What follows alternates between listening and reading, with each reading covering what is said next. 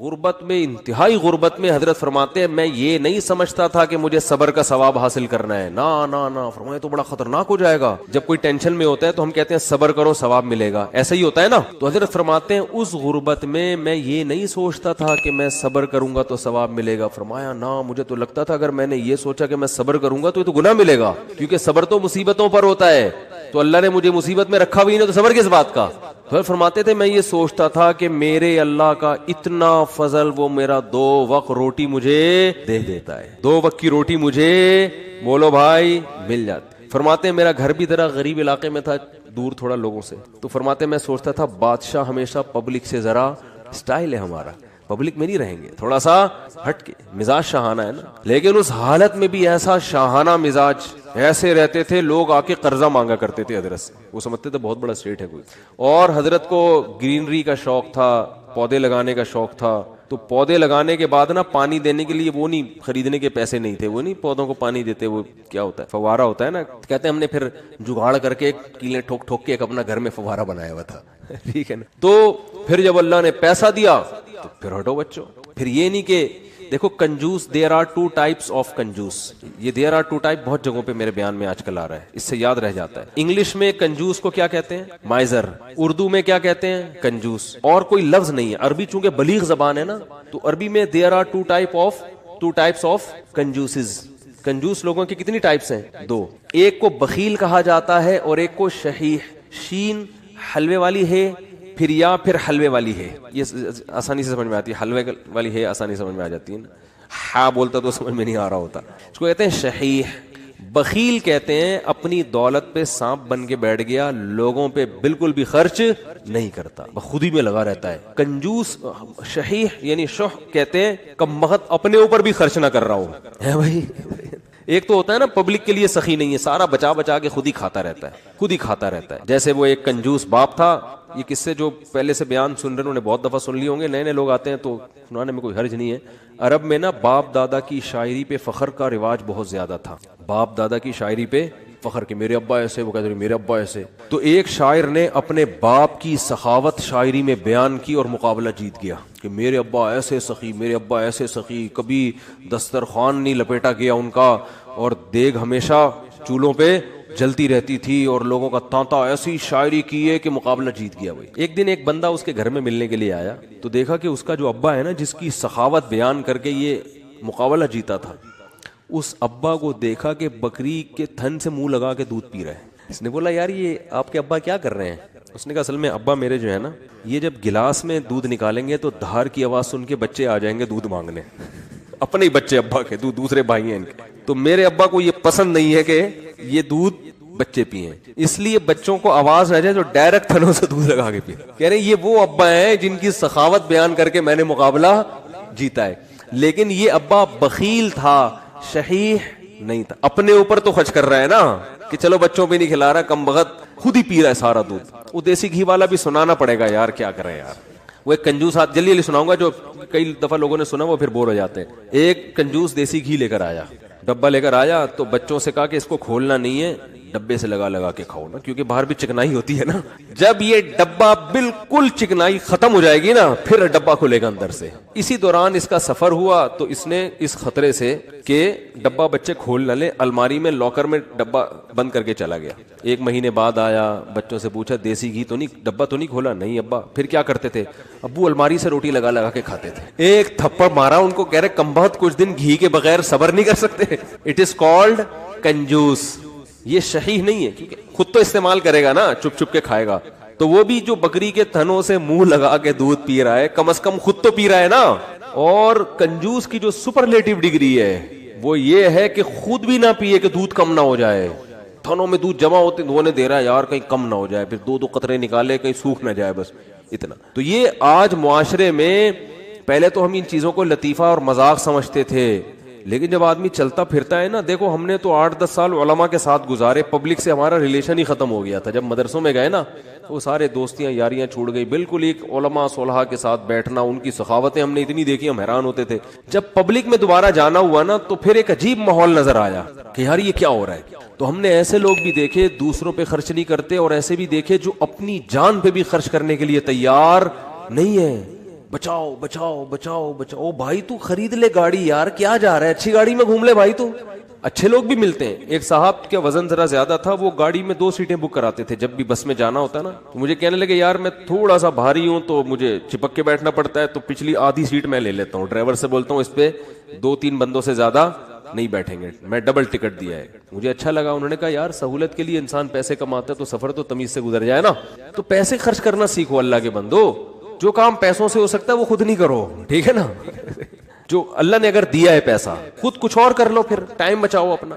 تو میری عادت پتہ ہے کیا ہے, میرے پاس اگر پیسے ہوتے ہیں تو میں اپنا ٹائم کو بچانے کی بڑی فکر کرتا ہوں. ابھی گاڑی پنچر تھی, پنچر بھی نہیں ہوا کم تھی, تو میں نے کسی سے کہا یار تو ڈلوا کے لے آ. میرے دل میں سوچا اس کو زیادہ پیسے دے دوں گا میں, جتنا ان کے بنتے ہیں تھوڑے سے کیا ہو جائیں گے, یہ کام بھی انہیں سے لے لو یار, اپنا ٹائم میں کسی اور چیز میں لگا لو, ٹھیک ہے نا. اگر ہیں اللہ نے دی ہیں, بعض دفعہ ہوتے ہیں بعض دفعہ نہیں بھی ہوتے ہیں. آدمی خود ہی دھکا لگا کے بائک کو گھسیٹ کے لے جا رہا ہوتا ہے تو وہ بھی ٹھیک ہے. تو جب ہوں تو الگ حکم ہے, جس دن جیب میں نہیں ہے تو پھر الگ حکم ہے. تو کیا بات چل رہی تھی, ہاں تو ہمارے حضرت کے پاس جب پیسہ آیا تو پھر حضرت شو روم میں گئے, فرمایا گاڑی چاہیے. انہوں نے کہا کون سی گاڑی ہے, فرمایا گاڑی دکھاؤ. گاڑی جس کو کیا کہہ سکتے ہیں, لوگ بولیں کہ یہ کیا ہے, لوگوں میں فخر کے لیے نہیں, اپنے سکون کے لیے. تو پھر حضرت نے کویت کے شہزادے سے گاڑی خریدی تھی معذرت کے ساتھ. کس سے گاڑی خریدی؟ اپنا گھر نہیں بنایا, اس لیے کہ فرمایا کہ میری عمر اب 65 سال ہو گئی, اپنا ذاتی گھر کا کیا کرنا ہے میں نے. بچے اسٹیبل ہیں, ان کو لیے بھی کوئی پراپرٹی بنانے کی ضرورت نہیں, سب اچھا ان کی جاب بھی ہو گئی تھی بچوں کی, مدینہ یونیورسٹی چلے گئے تھے, تو ضرورت ہی نہیں ہے. انہوں نے کہا کوئی ضرورت ہی نہیں ہے گھر بار بنانے کی, تو گاڑی خریدو اچھی, گاڑی کی استعمال میں آ رہی ہے. لیکن ہمارے یہاں 65 سال میں پیسہ آئے تو سب سے پہلے ٹینشن کیا ہوگی, یار آج تک ذاتی گھر نصیب نہیں ہوا. کیا ہونا چاہیے اب تو پیسہ آیا ہے, 10-15 سال رہ گئے, کھا لو یار بیٹھ کے, اچھا کھا لو. ساری ٹینشن لے کے بحریہ ٹاؤن میں مکان کی فکر میں لگا دے گا وہ. یعنی پیسہ آنے کے بعد ٹینشن ختم ہونے کے بجائے بڑھ جاتی ہے. تو پھر آخر میں جب بہت اللہ نے پیسہ دے دیا تو پھر حضرت نے اپنی اہلیہ کے لیے ایک فلیٹ خرید لیا تھا کہ میرے انتقال کے بعد ان کے لیے پاس کوئی کیا ہو ٹھکانہ. خود بھی شفٹ ہوئے اس میں کہ میں جب انتقال ہو جائے گا تو یہ یہاں رہ لیں گی. اللہ نے اتنا دے دیا, انہوں نے کہا چلو ایک فلیٹ ان کے لیے لے لیتے ہیں, دنیا سے جانے کے بعد ان کے پاس کیا ہوگا, ایک ٹھکانہ ہو جائے گا. تو آسان زندگیاں ان لوگوں نے گزاری. تبھی جب بھی ان کے پاس جاؤ, جب غربت میں تو بھی خوش, پیسہ آیا تو بھی خوش, ایک جگہ بہت پیسہ ڈوب گیا تو کاروبار میں لگایا تو بھی خوش.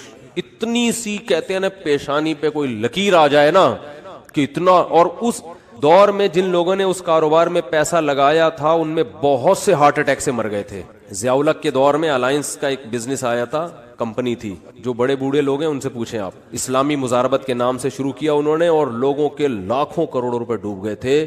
بہت سے لوگ ہارٹ اٹیک سے مر گئے. حضرت نے ان کا نام شہدائے الائنس رکھ دیا. فرمایا یہ اچھی شہادت نہیں ہے. اللہ پوچھے گا کیوں جان دی, اے اللہ اس پیسے کے پیچھے ٹینشن بہت. تو اللہ کہے گا کمبخت مسافر خانہ تھا, 2 روٹی صبح تجھے ملتی تھی, 2 روٹی. اور ان کو تو مالداروں کو تو جن کے پیسے اتنے ڈوب رہے ہیں تو اور زیادہ لگژری لائف اسٹائل ہوتا ہے, تو زیادہ سے زیادہ گھر بک جائے گا تو کرائے پہ رہ لے. اڑے W11 میں سیٹ نہ ملے تو لٹک کے سفر کر لو یار, کیا جا رہا ہے, سفر ہی ہے نا, آگے اسٹیشن پہ آگے اڈے پہ اتر جانا ہے. اب آپ کو چونکہ سیٹ نہیں ملی, اب آپ گئے ڈرائیور کے پاس, بولے ابے مجھے بس کے نیچے دے کے مار دے یا گولی سے ماروں گا. مسافر خانہ ہے میرے بھائی, بیٹھنے کی جگہ مل جائے بہت اچھا, نہیں تو لٹک کے. دیکھو سفر سمجھتے ہیں نا تو انگوٹھا ٹکانے کی جگہ مل جائے نا, اس پہ بھی لوگ سفر کر لیتے ہیں. کنڈکٹر سے بول لیتے ہیں تو بس ہٹ جا تھوڑا سا, اتنا سا پاؤں ٹکانے کی جگہ مل جائے بھائی, اگلے اڈے پہ اترنا ہے. ہمارے ساتھ تو ایسا, ہم تو جب آج کل تو میں تھوڑا مشہور ہو گیا ہوں تو کہیں جا نہیں سکتا ایسے, ورنہ W11 کا جو مزہ ہے وہ اب اللہ جنت میں لے جائے تو W11 میں سفر ضرور کریں گے وہاں پہ. اب تھوڑا مشہور ہو گئے تو وہ سب پہچان جاتے ہیں, پھر ایک بڑا مسئلہ ہو جاتا ہے. تو ورنہ ہم نے تو بہت دفعہ ایسے سفر کیا ہے. جا رہے ہیں تو چلو جی سیٹ پہ جگہ مل گئی ٹھیک ہے, نہیں تو پائیدان پہ لٹک کے, نہیں تو پیچھے کھڑے ہو جاؤ, بس چھت پہ بیٹھ جاؤ, انجوائے کرو. کیسا مزہ آ رہا تھا, چھت پہ بیٹھے ہوئے جا رہے ہیں. تو کہاں سے کہاں بات چلی گئی. تو جو میں یہ پورا واقعہ اس پہ سنا رہا تھا, ہمارے حضرت کیوں اپنے آپ کو اتنا مالدار سمجھتے تھے, کیوں سمجھتے تھے, اس لیے کہ حضرت فرماتے تھے جو بیسک بنیادی ضرورتیں اللہ نے پوری کر دی, اپنی شرمگاہ کی حفاظت, یہ چیز بھی آپ کو کافروں میں نہیں ملے. آپ نے دیکھے ہندو بھگوان کی خاطر برائی سے بچ جائیں, نظر کی حفاظت کریں, زنا سے بچ جائیں, شاید کوئی لاکھوں میں کوئی ایک ہو. انگریزوں میں تو جو عیسائی ہیں, یہ پورا امریکہ یورپ تو کرسچینٹی ہے نا, یہ تو کرسچن ہے, اپنے آپ کو منہ سے بولتے بھی ہم کرسچن ہیں. کیا انہیں معلوم نہیں ہے کہ حضرت عیسیٰ علیہ السلام نے زنا کو حرام قرار دیا ہے, لیکن کیا بچتے ہیں؟ نہیں بھائی. تو اللہ سے ریلیشن کے بغیر آدمی زنا سے بچ نہیں سکتا ہے. وہی بچے گا جس کے دل میں اللہ کا خوف ہو. اللہ کے خوف کے علاوہ کوئی ایسی پاورفل موٹیویشن اب تک ایجاد ہی نہیں ہوئی ہے جو مرد کو زنا سے روک دے. کوئی موٹیویشن ایسی ہے ہی نہیں, کیونکہ زنا بہت زیادہ انسان پہ اس کا غلبہ ہوتا ہے, اس سے بچنا بہت مشکل ہے. کیسے روکے گا کوئی ڈاکٹر آپ کو؟ کیسے روکے گا؟ اس سے صحت خراب ہوگی, اس طرح روکے گا آپ کو. وہ کہے گا اس سے خاندانی نظام تباہ ہو جائے گا, تو اگلا کہے گا میرے کرنے سے کیا نظام تباہ ہوگا, تو پوری دنیا جب زنا چھوڑے گی تو نظام بحال ہوگا نا, میرے اکیلے سے کیا ہوتا ہے. وہ آپ کو کہیں گے اس سے ایڈز پھیلتا ہے, لوگ کہیں گے ٹھیک ہے ہم ایڈز کی جو بچنے کی تدابیر اختیار کر لیں گے. کوئی آپ سے کہے گا کہ جی آپ کا پیسہ اس سے برباد ہو جائے گا, تو آدمی کہے گا ایک دفعہ کر لیتا ہوں, جب برباد ہونے لگے گا تو نہیں کروں گا. ہر چیز کا شیطان جواب آپ کو دے دے گا. اس کے لیے سوائے اللہ سے ریلیشن کے کہ آپ کو کس کا خوف ہو؟ اللہ کا. وہ آگ میں ڈالے گا اگر میں نے زنا کیا, وہ آگ میں ڈالے, وہ برباد کر دے گا زندگی میری. زانی کو آخرت میں سزا بعد میں ملتی ہے, دنیا میں سزا پہلے. دنیا کی سزا پتہ ہے کیا زانی کی؟ اس کی فیملی لائف کی ایسی کی تیسی. اس کے دل میں بیوی کی محبت نہیں بلکہ بیوی بوجھ لگتی ہے اس کو. آپ سوچو جس کو اپنی بیوی بوجھ لگنا شروع ہو جائے اس کو گھر میں کیا مزہ آئے گا. شادی شدہ آدمی سفر میں جاتا ہے, گھر میں بھاگنے کی اس کو جلدی ہوتی ہے, اس سے میاں بیوی کا ریلیشن بنتا ہے, پھر اولاد کا ماں باپ سے ریلیشن بنتا ہے, تو اس کے ایک جس کو ہندی میں کہتے ہیں نا پریوار ہوتا ہے, خاندان ہوتا ہے. بعض الفاظ ہندی کے بڑے اچھے ہیں, وہ پریوار کا لفظ نا بڑا ایک اٹریکٹیو سا لفظ لگتا ہے, اس لیے میں بار بار پریوار لے کر آتا ہوں. تو ایک پورا آپ کا کیا ہوتا ہے؟ خاندان آباد ہوتا ہے. عورت کو شوہر پہ اعتماد ہوتا ہے, کیونکہ یہ جو شوہر 2 نمبر ہوتے ہیں یہ بالآخر پکڑے جاتے ہیں. یہ ہو نہیں سکتا کہ پکڑے نہ جائیں, یہ کہیں نہ کہیں پکڑے جاتے ہیں. عورت کو پتہ چل جاتا ہے کہ اس کا ریلیشن ہے, اور پھر عورت کے دل میں شوہر کی 2 ٹکے کی حیثیت نہیں. بعض دفعہ تو یہ ہوتا ہے کہ عورت شوہر کی قدر کرنا چھوڑتی ہے, ٹائم پاس کرتی ہے, اور بعض دفعہ خود بھی وہ بد کردار بن جاتی ہے. وہ کہتی ہے جب تمہارے تعلقات ہو سکتے تو ہمارے کیوں نہیں ہو سکتے. تو اب کیا ایسا رشتہ تو گیا تیل لینے. رشتہ کہاں گیا؟ بولو تیل لینے. تو جب رشتہ تیل لینے گیا تو اس کا نقصان کیا ہوگا کہ زانی جو زنا کر کے جو تھوڑی دیر کی خوشی ہوتی ہے وہ تو حاصل ہوتی ہے, لیکن جو ایک کنٹینیوسلی ایک خوشی انسان کو گھر میں بیوی بچوں کی محبت سے, اور پھر وہ بڑھاپے میں دادا دادی نانا نانی, یہ ساری جو ایک مستقل خوشی ہے, یہ ہمیشہ کے لیے اس سے کیا ہو جاتا ہے؟ محروم. بالکل نشے کی مثال ہے کہ چرس پینے کا مزہ 10-15 منٹ کا, مجھے ٹوٹل کیلکولیشن معلوم نہیں کیونکہ میں کوئی چرسی الحمدللہ ہوں نہیں, آئندہ کسی چرسی سے پوچھوں گا. کل میں نے 3 جہاز دیکھے.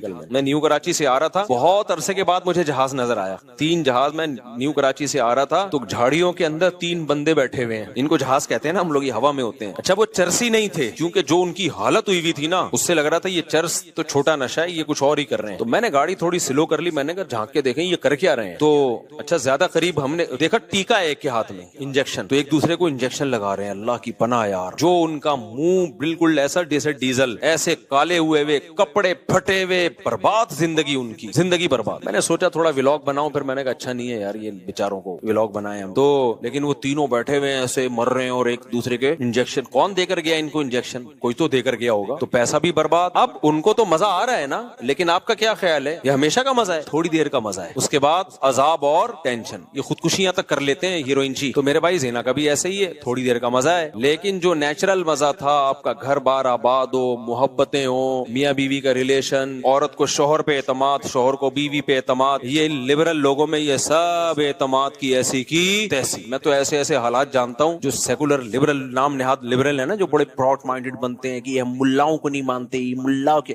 ایسے ان کے حالات ہوتے ہیں. بڑی لبرل سی ایک انٹی سے شادی کر لی, کسی پہ میں الزام نہیں لگا رہا, چپ رکھ رہے ہوتے ہیں ان کے پرسوں میں بیگم کے کہ یہ جو کہہ کے جا رہی ہے کہ میں طارق روڈ مارکیٹ میں شاپنگ کرنے جا رہی ہوں, تو لوکیشن سے ہم ٹریس کریں گے کہ یہ جا بھی وہاں رہی ہے. یار جب بیوی پہ یہ شک پیدا ہونا شروع ہو جائے تو لائف تو گئی نا, ختم نا. بیوی پہ یہ شک کیوں ہو رہا ہے؟ کیونکہ اپنی حرکتیں ٹھیک نہیں ہیں, اپنی حرکتیں ٹھیک نہیں ہیں. ان کو پتا ہے کہ ہم جب برے ہیں, ہم ادھر ادھر پتہ نہیں کام مکالا کرتے ہیں, تو ہماری بیوی بھی ہو سکتا ہے کر رہی ہو. تو یار یہ کوئی زندگی ہے؟ سوچو. ہے عورت کو شوہر پہ اعتماد نہیں ہے کہ پتہ نہیں یہ جمشید کا نمبر ہی ہے یا جمشیدہ ہے یہ, اور مرد کو بیوی پہ اعتماد نہیں ہے کہ پتہ نہیں یہ سلطانہ ہے یا اصل میں اوریجنل سلطان نہ ہو کہیں ہے. تو یہ کوئی زندگی ہے؟ اس کو تھوڑی ریلیشن بولتے ہیں. اس سے تو بہتر تھا کہ تم شادی نہ کرتے یار. ایسے شکوک ایک دوسرے پہ, شوہر باہر ملک چلا جاتا ہے, وہ بیوی پہ شک کر رہا ہوتا ہے, میں یہاں ہوں پتہ نہیں وہ کیا کر رہی ہے وہاں, عورت کو اس پہ شک ہوتا ہے کہ وہ وہاں پتہ نہیں کیا غلغباڑے کر رہا ہے. یہ ہے مذہب سے بغاوت کا بولو نتیجہ. یہ اللہ دنیا میں زانی کو عذاب دیتا ہے کہ وہ تھوڑی دیر کی لذت, اچھا وہ تھوڑی دیر کی لذت بھی پہلی دفعہ میں اس کو لگے گی, اس کے بعد وہ اس کا عادی ہو جائے گا. تبھی تو یہ جو گورے جو ہومو سیکسولیٹی کی طرف آئے ہیں, کیوں آئے ہیں؟ یہ نائٹ کلبوں میں زنا کر کر کے تھک گئے ہیں, اب ان کو بورنگ ہے یہ. ہمارے یہاں نا ایک صاحب امریکہ گئے اور یورپ گئے, کہتے ہیں گورے اتنے اچھے ہیں, وہاں چڑیاں پہنی ہوئی عورتیں گھوم رہے ہیں, گورے دیکھتے ہی نہیں, اور ہمارے ٹھرکی جا جا کے نا ایسے ایسے جھانک جھانک کے ایک ہفتہ تو ہمارے ٹھرکیوں کا لڑکیاں دیکھنے میں گزرتا ہے, اس کے بعد جاب تلاش کرتے ہیں وہ. میں نے کہا یہ اس سوسائٹی کا کوئی پازیٹیو پہلو نہیں ہے, یہ نامرد ہونے کی علامت ہے. اگرچہ یہ ٹھرک ٹھیک نہیں ہے, میں ایسے نہیں کہہ رہا آپ مردانگی دکھائیں وہاں جا جا کے, یہ اس کی علامت ہے اللہ نے ان سے لذت ہی چھین لی ہے, کیونکہ یہ زنا کر کر کے نا اب یوز ٹو ہو گئے. ان کے لیے جمشید میں اور جمشیدہ میں کوئی فرق رہا نہیں ہے, محمود اور محمودہ ان کے لیے برابر ہو گئی ہے. سمجھتے ہو کہ نہیں سمجھتے؟ تو یہی عذاب نہیں ہے کیا کہ ایک لذت جو ایک اللہ نے مرد کے دل میں عورت کی طرف لذت رکھی, وہ لذت ہی چھین لی اللہ نے. ہمارے لوگوں سے نہیں چھینی ہے تو یہ ٹھرکی بنے ہوئے ہوتے ہیں وہاں جا کے. ہاں اللہ نے یہ بولا ہے کہ یہ کام مت کرو بھائی, نظر کی حفاظت کرو, اور ایک حلال طریقے سے جو نکاح کا طریقہ اللہ نے رکھا ہے. تو زانی جو زنا کرنے والا ہے اس کو آخرت میں تو بہت سخت سزا ہے, وہ تو جہنم کی آگ ہے. حضرت جبریل کو نبی نے دیکھا نا معراج میں, تو نبی صلی اللہ علیہ وسلم نے دیکھا کہ کچھ لوگ ننگے مرد اور ننگی برہنہ عورتوں کو آگ میں جلایا جا رہا ہے, اور وہ آگ کے شعلوں کے ساتھ اوپر آتے ہیں. تو آپ نے جبریل سے پوچھا یہ کون ہے؟ جبریل نے فرمایا یہ آپ کی امت کے زنا کرنے والے مرد اور زنا کرنے والی عورتیں, انہی مرد اور عورتوں کو ایک ساتھ اللہ نے ڈالا ہے, جلو اس عذاب کو دیکھو. اللہ ہم سب کو اس عذاب سے محفوظ رکھے. تو زنا ہلکا عذاب نہیں, آخرت کا عذاب بھی بہت سخت ہے, لیکن دنیا میں زانی کو کیا سزا ملتی ہے؟ اس کی جو خاندانی جو گھر کی لائف ہے اس کی ایسی کی تیسی. پھر جب بچوں کو پتہ چلتا ہے ہمارا باپ ایسا, بچوں کے دل میں بھی باپ کی کوئی عزت نہیں رہتی, وہ باپ کو بھی جمشید سمجھتے ہیں, ڈیڈی پاپا واپا سب ختم, ابا ابو بزرگی سب ختم. اس لیے میں تبھی تو آپ لوگ کو 4 شادیوں پہ سیٹ کر رہا ہوں. زنا کی طرف مت جاؤ بھائی, خاندان بڑھاؤ, اولاد ملے گی حلال اولاد. انگریزوں کے اولاد بھی حلال نہیں ہے, وہ بھی زنا کی پیداوار ہے. تبھی ان میں اتنے سیپریشن کے واقعات ہیں. میں نے گورے کا انٹرویو لیا کسی یورپ میں, میں نے کہا آپ کے فادر کیا کر رہے ہیں؟ انہوں نے کہا فادر پتہ نہیں کدھر ہے. اپنے پھر فادر کو گالیاں دینے لگا. وہ میں کہا یار سٹائل ہے بھائی. تو کیونکہ وہ فادر جو تھا نا وہ اس کی ماں کو چھوڑ کر کہیں اور منہ کالا کرنا شروع کر دیا تھا اس نے, پھر اس کو چھوڑ کے کہیں اور منہ کالا کرنا شروع کر دیا. تو اولاد کو ایسے فادر سے محبت ہوگی کہاں ہوگی محبت؟ تو خیر, تو اس لیے اللہ نے کیا فرمایا کہ جو ایمان والے لوگ ہیں الا علی ازواجہم او ما ملکت ایمانہم, باندیاں کا نظام ختم ہو گیا. اب صرف کیا ہے بھائی, الا علی ازواجہم, ایمان والا اپنی زوجہ کے علاوہ کہیں اور نہیں جاتا. اچھا دیکھو, اللہ یہ بھی کہہ سکتے تھے کہ ایمان والے لوگ اپنی زوجہ کے پاس جاتے ہیں, یہ اسٹائل بھی ہو سکتا تھا نا, لیکن اللہ نے یہ انداز نہیں اختیار کیا, بلکہ اللہ نے کہا کہ یہ لوگ اپنی شہوت کو کہیں بھی پورا نہیں کرتے سوائے بیوی کے. یہ انداز کیوں اللہ نے رکھا؟ تاکہ فحش فلمیں دیکھنے والے بھی سمجھ جائیں کہ یہ بھی کیا ہے, بولو حرام ہے, اور ہینڈ پریکٹس کرنے والے بھی سمجھ جائیں کہ یہ عمل بھی کیا ہے, حرام, یہ ناجائز ہے, جائز عمل نہیں ہے. جو لڑکوں سے بدفعلی کرتے ہیں وہ بھی سمجھ جائیں کہ یہ عمل بھی کیا ہے, بولو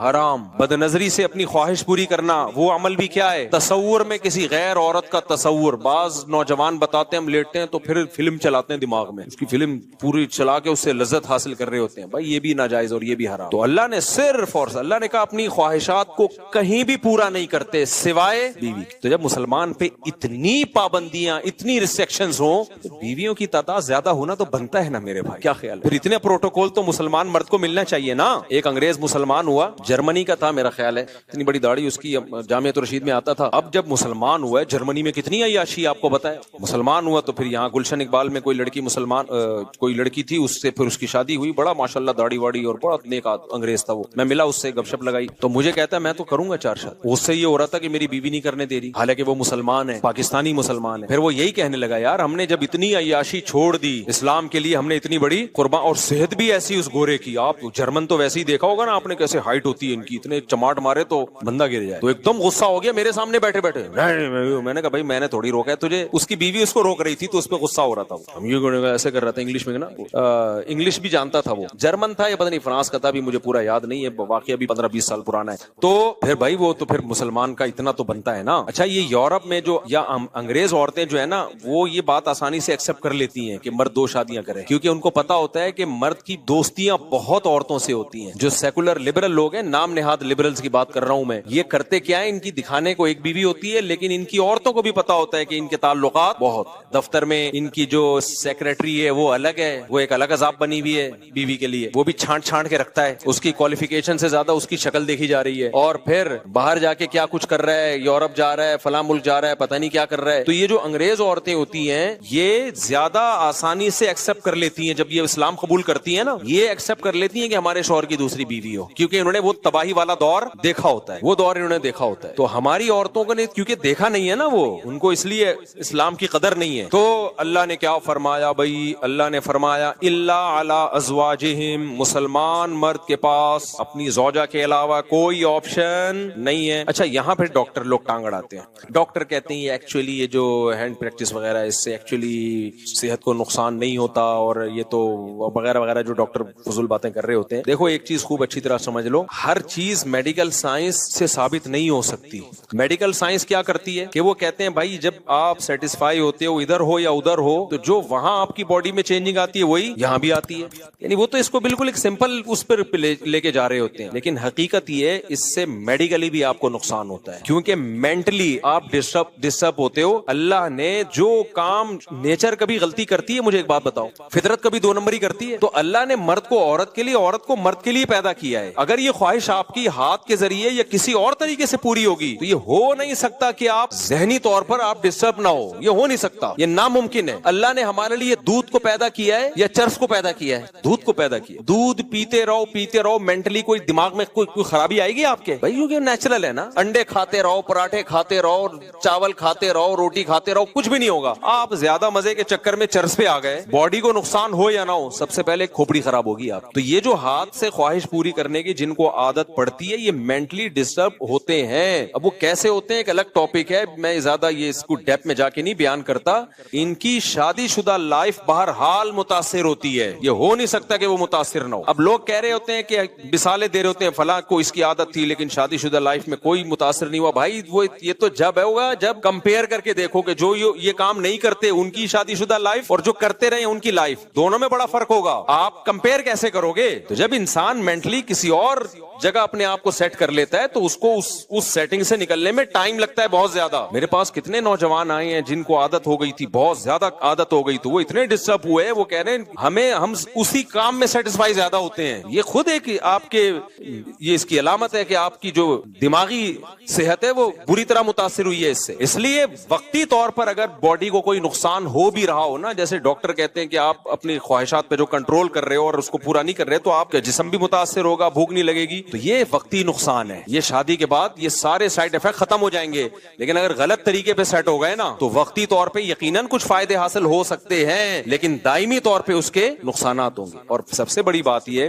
یار, ایک چیز میں اگر فائدہ ہو بھی صحت کو بالفرض, لیکن جب ہمارے لیے وہ اللہ نے حرام قرار دے دیا تو بس مسلمان کے لیے یہ نقصان کافی ہے, یہ نقصان کافی ہے مسلمان کے لیے. صحابہ نے شراب کے بارے میں نبی سے پوچھا تھا, مشرکین مکہ کہا کرتے تھے کہ شراب میں تو بہت سارے فائدے بھی ہیں, اسلام نے شراب کو حرام قرار دے دیا, لیکن شراب پی کے باڈی میں طاقت آتی ہے, کتنے ڈپریشن ٹینشن ہو, جب شراب پیتے ہیں تو سارے غم ہم بھول جاتے ہیں.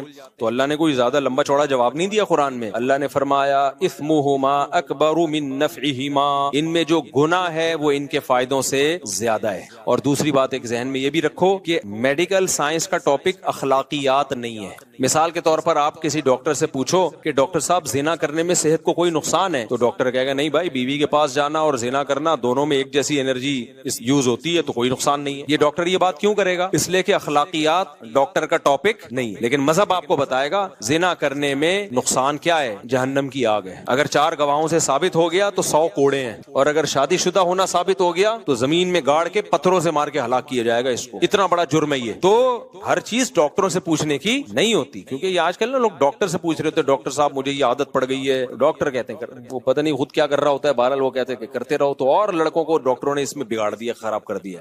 تو ہمارے لیے بھائی اللہ کا قانون بہت ہے. ہاں یہ ضرور ہے کہ جن لڑکوں کو اس کی عادت پڑ جائے نا تو یہ عادت جلدی چھوٹتی نہیں ہے, تو جن کو عادت نہیں پڑی ہے وہ اپنے آپ کو اس عذاب سے بچائیں.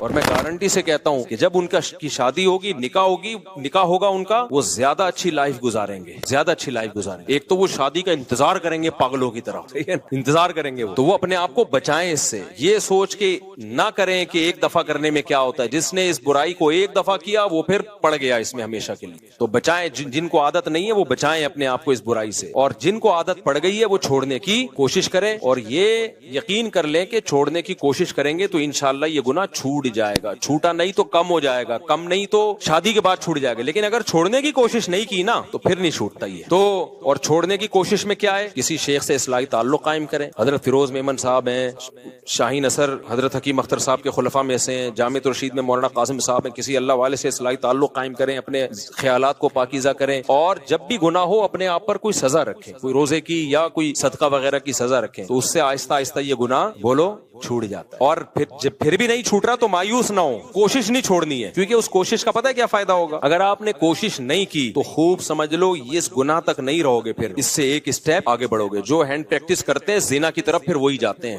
کیونکہ ان کو اپنی خواہش پہ کنٹرول ہی نہیں ہوتا، اس کا سب سے بڑا عذاب ہی یہی ہے، کیونکہ وہ نا بار بار ان کے جذبات بھڑکتے ہیں، جو ایک دفعہ ہمت کر کے اس برائی کو چھوڑ دیں ان کے جذبات بھڑکتے ہی نہیں ہیں، وہ کنٹرول میں آ جاتے ہیں۔ یہ ایسا جرم ہے، کرو گے تو کرتے رہنے کی عادت پڑے گی، پھر ایک میرے پاس ایسے نوجوان آتے ہیں ایک دن میں 6-7 دفعہ کر رہے ہوتے ہیں یہ برائی، تو آپ نے اگر چھوڑنے کی کوشش نہیں کی تو پہلی بات یہ گناہ بڑھتا چلا جائے گا، دوسری بات پھر اس گناہ تک رکو گے نہیں، یہ گناہ آپ کو فحش فلموں تک لے کر جائے گا، پھر فحش فلموں سے زنا تک لے کے جائے گا آپ کو۔ تو چھوڑنے کی کوشش میں کیا ہوگا فائدہ، یا تو چھوٹ جائے گی برائی ہمیشہ کے لیے، یا کم ہو جائے گی، یا کم از کم وہاں اسٹاپ لگ جائے گا، اس سے آگے نہیں جاؤ گے آپ، کیونکہ آپ لڑ رہے ہو شیطان سے تو شیطان بھی دفاعی پوزیشن میں آ جائے گا۔ نہیں آئی میرا خیال ہے بات، جب آپ شیطان سے لڑو گے نا، ایک ہوتا ہے اقدامی پوزیشن، بڑھ چڑھ کے حملے کرنا، ایک ہوتا ہے دفاعی پوزیشن، حملہ کوئی اور کر رہا ہے آپ صرف دفاع کر رہے ہو۔ تو اگر آپ نے ہتھیار ڈال دیے اور اس برائی سے بچنے کی کوشش بھی چھوڑ دی تو شیطان اقدامی پوزیشن میں آئے گا، وہ بڑھ چڑھ کے آپ پہ حملے کرے گا، وہ کہے گا ابھی یہ کر رہے ہو، اب اس سے آگے جاؤ، اب اس سے آگے جاؤ، اب اس سے آگے جاؤ، زنا کروا کے چھوڑے گا وہ۔ لیکن اگر آپ چھوڑنے کی کوشش میں لگ گئے، یا تو آپ شیطان سے جیت جاؤ گے، چھوٹ جائے گی برائی، نہیں جیتے تو کم از کم اتنا ہوگا کہ شیطان کو دفاعی پوزیشن میں لے آؤ گے، شیطان کہے گا ٹھیک ہے میں بڑھ چڑھ کے حملے تو نہیں کر رہا لیکن تجھے یہاں تک روکوں گا، میں کم از کم یہ کرتا رہا، اس سے آگے بڑھنے پہ نہیں آئے گا وہ۔ آپ لوگ کو سمجھ میں نہیں آ رہا، رہنے دو۔ اس لیے خلاصہ یہ نکلا کہ جب بھی کسی نوجوان سے یہ گناہ ہو وہ عزم کرے میں اپنے آپ کو سزا دوں گا، سزا کچھ بھی ہو سکتی ہے، وہ خود فیصلہ کرے، صدقہ کروں گا کچھ پیسے، یا روزہ رکھوں گا، یا اتنے نوافل پڑھوں گا، یا صبح کا ناشتہ گول کر دوں گا، یا اس دن کھانا نہیں کھاؤں گا، کچھ نہ کچھ سزا دے، شروع میں ہلکی سزا دے، بہت زیادہ سزا نہ دے، تو آہستہ آہستہ آہستہ، اور پھر اللہ سے دعا بھی مانگے، 2 رکعت پڑھ کے توبہ بھی کیا کرے، آہستہ آہستہ یہ گناہ انشاءاللہ چھوڑ جائے۔ سمجھتے ہو کہ نہیں سمجھتے؟ تو اللہ نے کیا فرمایا، الا علی ازواجہم، اللہ سے اگر ریلیشن مضبوط کرنا ہے تو نکاح کے علاوہ تمہارے پاس کوئی آپشن نہیں ہے، یہ اللہ کا حکم ہے۔ آگے ہم چلتے ہیں، آج میں نے یہ سورت ختم کرنی ہے، الا علی ازواجہم او ما ملکت ایمانہم فانہم غیر ملومین۔ اللہ فرماتے ہیں کہ جو تمام راستوں کو خواہش پوری کرنے کے بند کرے اور نکاح کو فوکس کرے، تو جو نکاح کو فوکس کرے گا یہ قابل ملامت نہیں ہے۔ یہ جملہ لگانے کی بھی کیا ضرورت تھی اللہ تعالیٰ کو؟ بھائی نہیں آئی میرا خیال ہے بات۔ اللہ تعالیٰ نے اگر کسی چیز کو حلال کر دیا تو اللہ کے لیے اتنا کہنا کافی ہے نا کہ یہ حلال ہے تمہارے لیے، کہ بھائی بیوی کے پاس جا سکتے ہو، کافی ہے نا یہ۔ لیکن اللہ نے آگے کہا کہ اگر زوجہ کے پاس جو جائے گا یا نکاح کرے گا یہ لوگ قابل ملامت نہیں ہے۔ یہ کہنے کی اللہ کو ضرورت کیا تھی بھائی؟ اب جب بھی کوئی قانون بنایا جاتا ہے تو اتنا کہہ دینا کافی ہوتا ہے یہ اللیگل ہے اور یہ لیگل ہے، آگے یہ کہنے کی کیا ضرورت ہوتی ہے کہ جو یہ لیگل کرے گا وہ ملامت کے قابل نہیں ہے، یہ کہنے کی ضرورت پڑتی ہے؟ میں آسان مثال سے سمجھاتا ہوں بات کو۔ دیکھو، ڈاکٹر سے آپ نے پوچھا کہ ڈاکٹر صاحب کیا کیا کھا سکتا ہوں، کیا کیا نہیں کھا سکتا، تو ڈاکٹر کہے گا کہ بھائی آپ کا چونکہ گلا خراب ہے آپ اچار نہیں کھا سکتے، آپ کولڈ ڈرنک نہیں پی سکتے، آپ یہ نہیں پی سکتے۔ ڈاکٹر صاحب کیا میں گنے کا رس پی سکتا ہوں؟ ہاں پی سکتا ہوں۔ ہاں آپ پی سکتے ہو، ڈاکٹر یہ کہے گا نا، بس اتنا کافی ہے۔ تو اللہ بھی یہ کہہ دیتے بھائی یہ حرام ہے اور نکاح کر کے جو خواہش پوری کرتے ہیں وہ کیا ہے؟ حلال ہے۔ لیکن اللہ نے کہا کہ جو اپنی نکاح کر کے خواہش پوری کرتے ہیں یہ لوگ قابل ملامت نہیں ہے، کیونکہ اللہ کو معلوم تھا کہ کچھ صوفی مزاج لوگ فنٹر بنیں گے اور شادیاں کرنے والے کو بھی تانے دیں گے شہوت پرستی کے، کیونکہ وہ یہ سمجھیں گے کہ یہ دنیا داری ہے۔ وہ کہیں گے بھائی حرام سے بھی بچو، حلال میں بھی بقدر ضرورت اکتفا کرو، کیا شادیوں میں لگ گیا ہے اور کوئی کام نہیں ہے تمہارا؟ ابھی ایک شادی ہوئی، پھر دوسری شادی، پھر تیسری شادی، پھر چوتھی، کیا ہو گیا یار یہ؟ تو اس لیے اللہ نے فرما دیا کہ جو نکاح کو فوکس کر رہا ہے اس کو میں نے پرمیشن دی ہے، اپنے خرچے پہ کر رہا ہے برابری کرے گا۔ تو کوئی اگر اس کو تانا دیتا ہے نا ملامت کا کہ ابے یار تو بھی ہے تو تو بھی ٹھرکی، پہلے تو تو حرام کر رہا تھا ادھر ٹھڑک تھا, اب شادیوں پہ سیٹ ہو گیا تو ہے تو ٹھڑک ہی ہے. نا نا نا نا, اللہ کہتے ہیں یہ میری طرف سے اس کی پرمیشن ہے, لہذا اس کو ٹھرکی کہنے کی کسی کو اجازت. مذاق میں کہتے تو الگ بات ہے, میں نے بھی یونیورسٹی میں کسی کو مذاق میں کہہ دیا تھا. یونیورسٹی میں میرا بیان ہوا تو کسی نے 4 شادیوں کی بات کی, ایک دم لڑکے ایک دم جوش میں آ گئے نا, میں نے کہا تم سب ٹھرکی ہو. وہ مذاق تھا. صحیح ہے. تو کیونکہ میرا ویسے کچھ نہیں ہو رسپانس آ رہا جیسی یہ بات ہوئی ایک دم سب. تو اللہ تعالیٰ نے یہاں یہ اس لیے کہا ہے, تبھی فتاوی قاضی خان ایک فقہ کی بہت پرانی کتاب ہے, اس میں لکھا ہے کہ اگر کسی شخص کے پاس 2 بیویاں تھیں, اس نے ایک اور شادی کی اور کسی نے اس کو تانا دیا کہ یار کیا کر رہا ہے یار, تیری خواہش 2 سے پوری نہیں ہوئی ہے کیا, تو یخاف علیہ الکفر, اس پہ خطرہ ہے کہ وہ کافر نہ ہو گیا ہو, کیونکہ اللہ نے باقاعدہ پرمیشن دے کے کہا ہے کہ یہ قابل ملامت بولو نہیں ہے. جب اللہ نے کہہ دیا کہ کرنے دو, اپنے خرچے پہ بھیک لے کے کر رہا ہو تو پھر بھیک کی ملامت کرو یار, یہ کیا کر رہا ہے. جب اپنے خرچے پہ کر رہا ہے اور ان میں اگر بے عدلی کر رہا ہے تو بھی قابل ملامت ہے. اس کو آپ یہ کہو یار حقوق کیوں ادا نہیں کر رہے, اس پہ بھی اس کو ملامت کی جائے گی. یار شادیاں تو کر رہے جا رہے ہو, حقوق پورے نہیں کر رہے, اس پہ بھی ملامت کی جائے گی. لیکن ہمارے یہاں حقوق بھی پورے کر رہا ہو, برابری بھی کر رہا ہو, شادی بھی اپنے خرچے پہ کر رہا ہو, تو بھی تانے دیتے ہیں. کیا 2 سے دل نہیں بھرا؟ میں نے جب 2 کی تھی نا, جب میری تیسری ہوئی ہے, تو میرے قریبی ریلیٹیو ہیں, مجھ سے بڑے بھی ہیں, احترام بھی ہے ان کا میرے دل میں, تو میرا خیال تھا ملیں گے, ویل ڈن ماشاءاللہ. ایسے مجھے دیکھا انہوں نے, کیا ہو گیا 2 سے دل نہیں بھرا تھا کیا؟ ایسے مجھے انہوں نے کہا کہ میں عزیز تھوڑی دیر کے لیے مجھے شوق لگا, میں بہت شرمندہ ہوا کہ یار میں شاید کوئی غلط آدمی ہوں. ایسا انہوں نے مجھے طنز کیا نا, کیا پھر کر لی, ایسا طنز کیا مجھے تھوڑی دیر کے لیے لگا کہ میں کوئی سوسائٹی میں نیک یا شریف آدمی نہیں ہوں. مجھے ایسا محسوس سا ہوا, اتنی مضبوط لہجے میں انہوں نے ڈانٹا مجھے. پھر میں نے سوچا یار اللہ نے کہا فإنہم غیر ملومین, اللہ کہہ رہے ہیں, اللہ تھپکی دے رہے ہیں, کوئی بات نہیں, کوئی ٹھیک کیا, کوئی مسئلہ نہیں, حقوق پورے کر رہے ہو تو کیا کیا ہے, ٹھیک کیا. تو یہ میں نہیں کہہ رہا میرے بھائی, یہ اللہ کہہ رہا ہے کہ اگر کوئی شادی کر رہا ہے اپنے خرچے پہ کر رہا ہے, لڑکی والوں کو دھوکہ بھی نہیں دے رہا, اس میں پہلی والیوں کے ساتھ برابر کا سلوک بھی کر رہا ہے, اور تیسری کو گھر بھی الگ لے کے دے رہا ہے, اسی کے ساتھ ٹھونس نہیں رہا پہلی کے ساتھ, کیونکہ یہ سب چیزیں لوگ خیال نہیں کر رہے ہوتے, ادھر ہی ٹھونس دیتے ہیں. راتوں گزارنے میں بھی برابری کر رہا ہے اور حقوق بھی پورے کر رہا ہے. تو اللہ کہہ رہے ہیں کوئی بات نہیں, تمہیں تیسری پہ تانا مل رہا ہے, میری طرف سے تمہیں اجازت ہے چوتھی بھی کر سکتے. تو اللہ نے مجھے خصوصی پرمیشن دی ہے, اس کے بعد پھر میں چوتھی کی طرف آیا. ورنہ جس طرح سے انہوں نے مجھے تانا دیا تھا نا, میں ایک دم شوق ہو گیا, کیونکہ لوگ مبارکباد دے رہے تھے اور وہ آ کے انہوں نے کہا کہ 2 سے دماغ نہیں پھر کر لی. تو اب تو خاندان کے بڑے تھے وہ, تو ان کی بات کو میں سیریس بھی لیتا تھا, تو اس لیے میں تو شوق میں چلا گیا تھوڑی دیر. پھر میں نے سوچا یار میں اتنا لوگوں کو موٹیویٹ کرتا ہوں, جب میں شوق میں چلا گیا تو جو ایک عام آدمی ہے جس کے پاس اتنے دلائل نہیں ہے, اس کی تو بیزارے کو سوسائٹی میں منہ دکھانے کے قابل نہیں رہتا ہوگا, اس کو تو لوگ تانے دے دے کے مار دیں گے اس کو. تو اس لیے پھر مجھے ڈھیٹ بننا پڑا. تو یہ قرآن کی آیت کو میں اس لیے ایکسپلین کر رہا ہوں کہ بھائی حلال اگر کوئی کر رہا ہے تو وہ قابل ملامت نہیں ہے. اور اسی سے اور بھی آگے چلو, یہ ہر حلال کے بارے میں, اگر کوئی اپنے خرچے پہ نلی نہاری کھا رہا ہے, اس میں مغز ڈال رہا ہے اور اس میں نیمبو نچوڑ کے مزے کا بنا رہا ہے, حرام ہے حلال ہے, حلال ہے, اس کو بھی تانا دینا نہیں بنتا. حلال ہے بھائی, چوری کے پیسوں سے تھوڑی کھا رہا ہے. اگر کوئی اپنے پیسوں سے لگژری گھر بنائے, ایئر کنڈیشن لگائے, لان بنائے, اس میں اللہ نے اس کو پیسہ دیا, سوئمنگ پول بھی بنا لے, چاہے یہ کام مفتی کرے, مولوی کرے, عامی آدمی کرے, قابل ملامت نہیں. ہاں جب چندے کے پیسوں سے کر رہا ہوں, حرام کر رہا ہوں, وہ تو پھر تو کوئی بھی کرے ناجائز ہے. اگر کسی کا اپنا بزنس ہے میرے بھائی, اللہ نے اس کو دولت دی ہے, وہ کرے. کچھ لوگوں کو اس پہ اعتراض ہوتا ہے یہ بزنس کلاس میں مولانا لوگ سفر کیوں کرتے ہیں.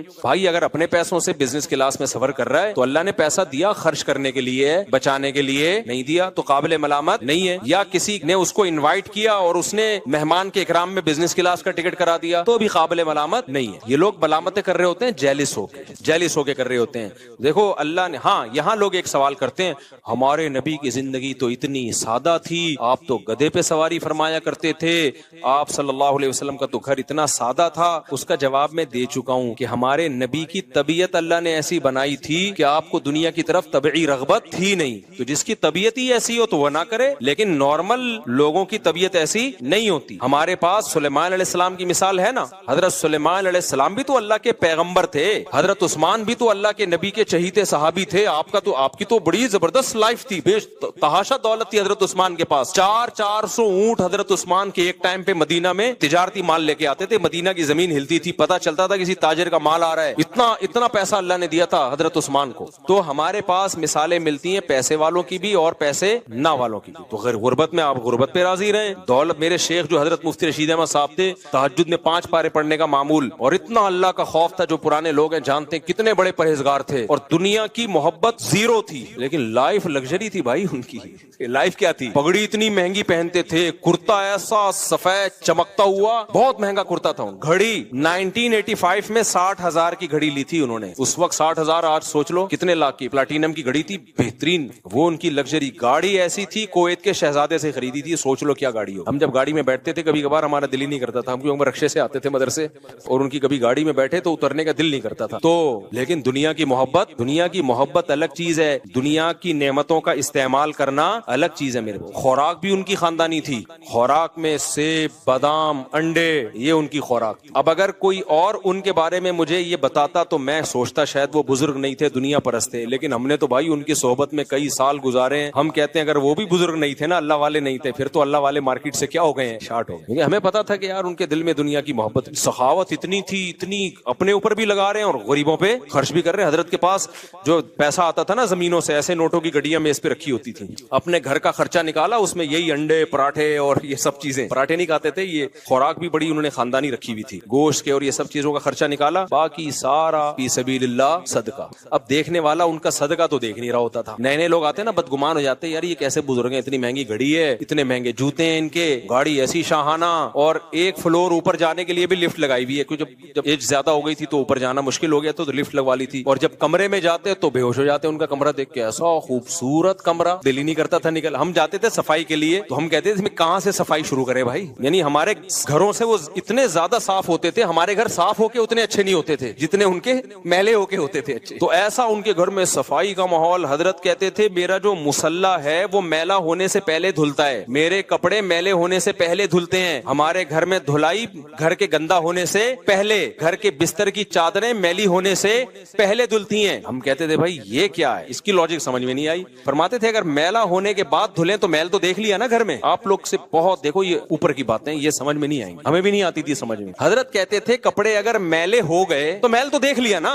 صفائی اس کو تھوڑی کہتے ہیں میل میل نظر آ رہا ہے، صفائی کہتے ہیں میل نظر آنے سے پہلے صاف ہو رہا ہے. تو حضرت کے گھر کی چادریں دھلتی تھی. ایک ٹائم تھا کہ اتنے وقت کے بعد اب میلی ہونے کا خطرہ شروع ہو گیا ہے، لہذا اتنے ٹائم کے بعد چادریں دھلیں گی. حضرت کا جو مصلی تھا جہاں نماز پڑھتے تھے، ایسے نماز ایسے بالکل جیسے کوئی کھمبا کھڑا ہوا ہو نا، ایسے قد بھی ماشاءاللہ اونچا تھا. پنجابی تھے نا تو بڑے چودھری ٹائپ کے، ان کا حضرت کا مزاج بھی ایسے ہی تھا. تو وہ کپڑے میلے ہونے سے پہلے دھل رہے ہیں، ایسی صفائی اور خوشبوئیں، او بھائی ان کی خوراکیں. تو اگر کوئی مجھے ان کے بارے میں بتاتا اور میں نے ان کی صحبت میں خود ٹائم نہ گزارا ہوتا، میں کیا کہتا، فوراً فتویٰ لگا دیتا یہ دنیا پرست ہیں، معاذ اللہ عیاشی کر رہے ہیں. لیکن ہم نے ان کا اللہ سے تعلق دیکھا ہے، اسی کے بعد ہمیں اندازہ ہوا بھائی دنیا رکھ کے بھی اللہ والا بنا جا سکتا ہے. کو دیکھ کے اندازہ ہوا اور انہوں نے ایک مثال قائم کی. تو اس لیے اور اگر تم چاہتے ہو کہ نبی جیسی ہی زندگی ہو تو پھر تو میرے بھائی جو ہماری زندگی ہے، پھر تو غریب کی زندگی بھی بڑی لگژری ہے. پھر تو ایک کمرے کا چھوٹا سا کچا مٹی کا گھر بناؤ. پھر تو جن علماء کے پکے گھر ہیں نا، چاہے کرائے پہ ہوں، وہ بھی غلط کر رہے ہیں.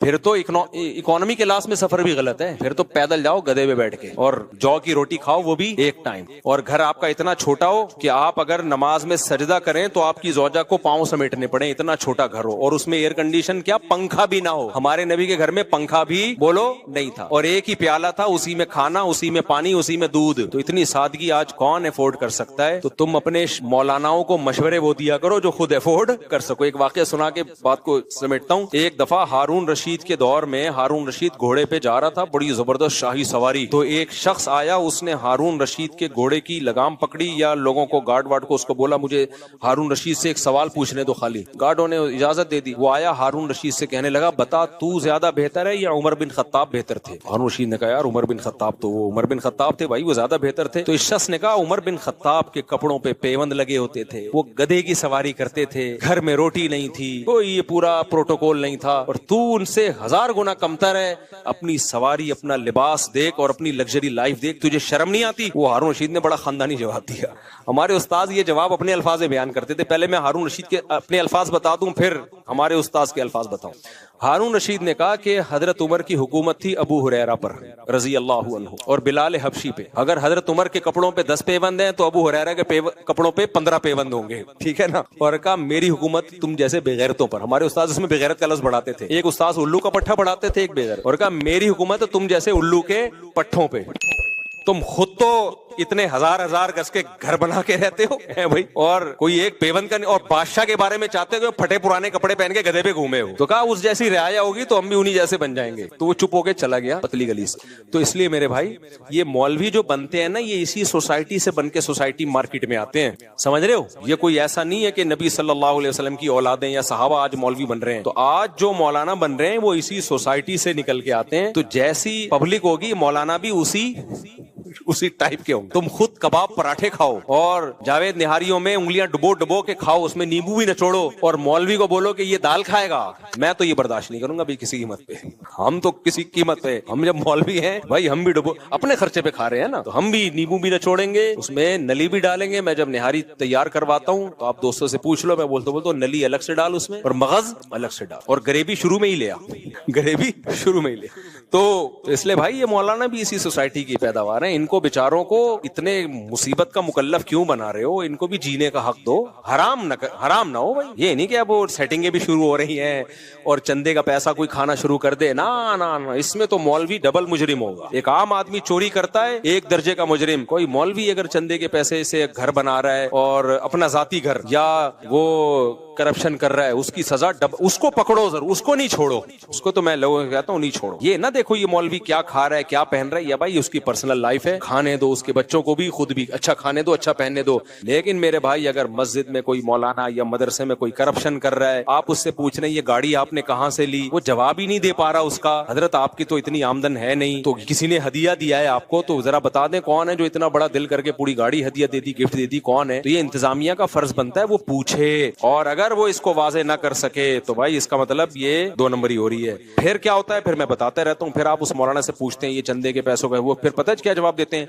علماء کا احترام, عین بھی بڑا گاڑا نکالتے ہیں, ہاں بھی بہت گاڑی, احترام علماء کا. جب میرے پاس کیس آتا ہے میں ان سے کہتا ہوں کہ علماء سے سوال تو کیا جائے گا بھائی. اسلام میں جب نبی نے یہاں تک کہہ دیا کہ میری بیٹی فاطمہ اگر چوری کرتی ان کا ہاتھ کاٹا جاتا, یار سیدہ فاطمہ کے ہم 100 دفعہ مر کے پیدا ہو جائے ان کی خاک کے برابر نہیں ہے. اتنی بڑی بات پیغمبر نے کہہ دی کہ اگر فاطمہ بنت محمد صلی اللہ علیہ وسلم چوری کرتی ان کا بھی ہاتھ کاٹتا. اب کیا رہ گیا بھائی؟ پیسوں کے لین دین میں, مالی معاملات میں, کیریکٹر میں, بھائی یہ معافی کے قابل نہیں ہے. اس میں عالم ہو, مفتی ہو, کچھ بھی ہو. تبھی ہماری مسجد کا سارا مالیاتی شعبہ میں نے اپنے ہاتھ میں رکھا ہی نہیں ہے, وہ خزانچی کو دیا ہوا ہے, اور وہ بھی یہاں کے پرانے بزرگ ہیں, ان سے حساب لیتا رہتا ہوں میں. لیکن یہ کہ وہ تاکہ کوئی مجھ پہ انگلی نہ اٹھائے. اور جو ابھی ہم نے مفتی طارق مسعود فاؤنڈیشن بنائی ہے نا, اس کا پیسہ بھی ایک آدمی کے ہاتھ میں نہیں رکھا. میں چاہتا سارا آ رہا ہے میرے اکاؤنٹ میں, اپنے پاس رکھتا میں. بدگمانیاں ہوتی, انگلیاں اٹھتی, بھائی ایک آدمی نہیں ہے, پوری ایک ٹیم بنا دی ہے کہ سب کے صلح مشورے سے یہ پیسہ خرچ ہوگا, اور ایک آدمی کی انڈیویجول رائے اس میں نہیں چلے گی. تو یہ سب چیزیں مسجد کا امام ہو, مدرسے کا ہو, سب کو کرنا پڑے گا, کیونکہ بعض لوگ بڑے اس میں فراڈی ہوتے ہیں. میں نہیں کہہ رہا امام اور محتمم فراڈی ہوتے ہیں, نا, فراڈی لوگ بھی مدرسے کے محتمم بن جاتے ہیں, بعض دفعہ فراڈی لوگ بھی مسجد کے امام بن جاتے ہیں. تو اس میں پھر علماء اور احترام یہ ہوا نہیں چلے گی. ان سے بولو بھائی سسٹم میں سب آئیں گے, پورا حساب ہوگا, اور ایک آدمی کے پاس یہ اتنی بڑے مالیاتی نظام ہونا نہیں چاہیے. ایک آدمی کے پاس نہیں ہو, یہ آپ کتنے ہی نیک ہیں پھر بھی نہیں ہوگا, کیونکہ نبی صلی اللہ علیہ وسلم نے ہمیں بدگمانی کے مواقع فراہم کرنے سے بھی منع کیا ہے. دیکھو آپ صلی اللہ علیہ وسلم اپنی ایک زوجہ کے ساتھ اندھیرے میں کھڑے ہوئے تھے, ایک صحابی گزرے, آپ نے ان صحابی کو بلا کے کہا یہ میری زوجہ ہے. ان صحابی نے کہا یا رسول اللہ میں تھوڑی آپ پہ شک کروں گا, لیکن نبی نے ان کو شک کا جو شیطان کو جو وسوسے کا موقع تھا وہ بھی کیا کر دیا, دور. تو یار پیغمبر اپنے بارے میں وضاحتی بیان دے رہے ہیں کہ بھائی یہ میری زوجہ ہے, یہ نہ مت سمجھ لینا کوئی نامحرم عورت ہے. تو جب پیغمبر اپنے بارے میں وضاحتی بیان دے رہے ہیں تو مدرسے کا محتمم یا مسجد کا امام, اس سے کیوں نہیں پوچھا جائے گا جناب یہ اتنا پیسہ آ رہا ہے, آپ تو کوئی حساب ہی نہیں دیتے. وہ بندے آتے ہیں نوٹوں کی گڈی پکڑائی اور پتلی گلی سے نکل لی ہے, آپ کو ذاتی کوئی ہدیہ دے رہا ہو, آپ جانے وہ جانے, یہ کیا ہے؟ تو مسجد کا ہے, مدرسے کا ہے, تو آپ نے ٹیم ہونی چاہیے. اچھا بعض لوگ ٹیم کو بٹھاتے ہیں, وہ ٹیم کا کام بس سائن کرنا ہوتا ہے, اس کو کوئی پوچھنے والا اس سے نہیں ہے, اس کو ایک بس آڈٹ کرنے کے لیے اکاؤنٹنٹ کو وہ بیوقوف بنانے کے لیے بٹھائے ہوا ہوتا ہے. تو یہ اس کی شریعت میں اجازت. ان چیزوں پہ اعتراض کرو, نہاری پہ اعتراض مت کرو, بزنس کلاس میں سفر کر رہا ہے اس پہ اعتراض مت کرو, کوئی گاڑی میں گھوم رہا ہے اس پہ اعتراض مت کرو. یہ اعتراض بنتا نہیں ہے, پھر گدھے پہ لانا پڑے گا اس کو, کیونکہ اس سے پہلے پھر وہ تو سائیکل پہ بھی جائے گا, تو نبی کے دور میں تو بھائی سائیکل بھی نہیں تھی, لوگ گدھے پہ سواری کرتے تھے, تو پھر تو بہت ہی آپ کو اس زمانے کے حساب سے تو پھر کوئی تقوی کوئی اختیار کر ہی نہیں سکتا. تو شریعت کا ایک سیدھا سادہ اصول ہے بھائی, اللہ نے کہہ دیا لما تحرم ما احل اللہ لک, 28واں پارہ, کہ جو چیز اللہ نے حلال کی ہے اسے دنیا میں کوئی حرام نہیں کر سکتا. تو حلال جب پراٹھا بھی حلال ہے, 2 انڈے کھائیں 3 انڈے کھائیں, نہاری بھی حلال ہے, مرغی کی بوٹیاں بھی کیا ہے, لیگ پیس بھی کیا ہے, حلال ہے, اور تفریح کے لیے سوئٹزرلینڈ جانا بھی کیا ہے, حلال ہے, کشتی میں گھومنا بھی کیا ہے, جتنے کام میں نے کیے نا سارے بتا رہا ہوں میں. امریکہ میں اوپن سی میں گھومنا بھی کیا ہے, حلال ہے, اگر کوئی گھوم رہا ہے. سوئمنگ بھی کیا ہے, حلال ہے. ہارس رائڈنگ بھی کیا ہے بھائی, حلال ہے. تو ان چیزوں پہ اعتراض کر کے اپنا ٹائم ضائع مت کرو, میری صحت پہ اس سے کوئی فرق نہیں پڑتا, صحیح ہے نا. میں پھر بھی یہ کام جو اللہ نے جتنی مجھے توفیق دی ہے میں کروں گا, چندے کے پیسوں سے نہیں کروں گا, بس یہ آپ کو بتا دوں میں.